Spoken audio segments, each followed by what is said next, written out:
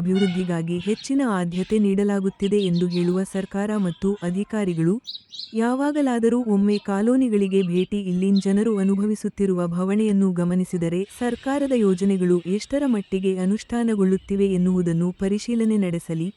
ಇದುವರೆಗೂ ಎಸ್.ಸಿ.ಪಿ, ಎಸ್.ಟಿ.ಪಿ.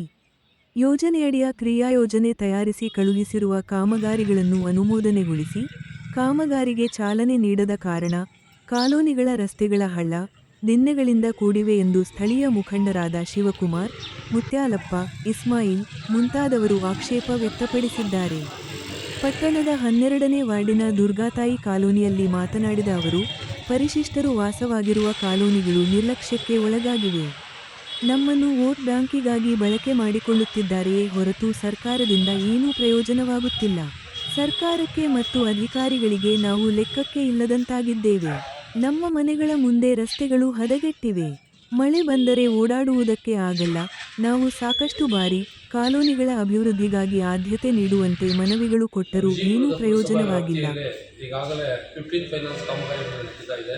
ಅದೇ ರೀತಿಯಾಗಿ ಮೈನಾರಿಟೀಸ್ ವತಿಯಿಂದಲೂ ವಿಜಯಪುರ ನಡೀತಾ ಇದೆ. ಆದರೆ ನಮ್ಮ SC STPಯಲ್ಲಿ ಈಗಾಗಲೇ ನಾವು 3 ವರ್ಷದಿಂದ STP SC STP ಕಾಮಗಾರಿಗಳು ಮಾಡ್ತೀವಿ ಅಂತ ಇದ್ದಾರೆ.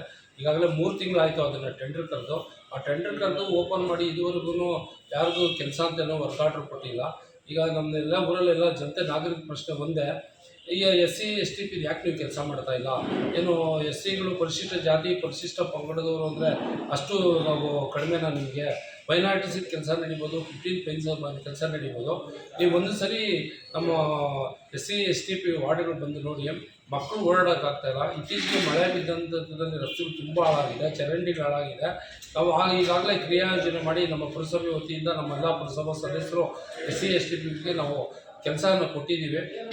ಈಗ ನಮ್ಮ ಉಸ್ತುವಾರಿ ಮಂತ್ರಿಗಳು ಅದರ ಮೇಲೆ ತುಂಬ ಆಸಕ್ತಿ ಕಾಳಜಿ ವಹಿಸಿ ಅವರಿಗಾಗಲೇ SC STP ಕೆಲಸಗಳನ್ನು ಮಾಡಿ ಅಂತಿದ್ದಾರೆ. ಟೆಂಡ್ರು ಕರೆದಿದ್ದಾರೆ. ಟೆಂಡ್ರಲ್ಲೂ 4 ಜನ ಪಾರ್ಟಿಸಿಪೇಟ್ ಮಾಡಿದ್ದಾರೆ. ಆದರೆ ಯಾವಾಗ ನಾವು ಕೇಳಿದ್ರೂ ಇವ್ಯಾಲ್ಯೂಯೇಷನ್ ನಡೀತದೆ ಅಂತ ಹೇಳ್ತಾನೆ ಹೋಗ್ತಾರೆ.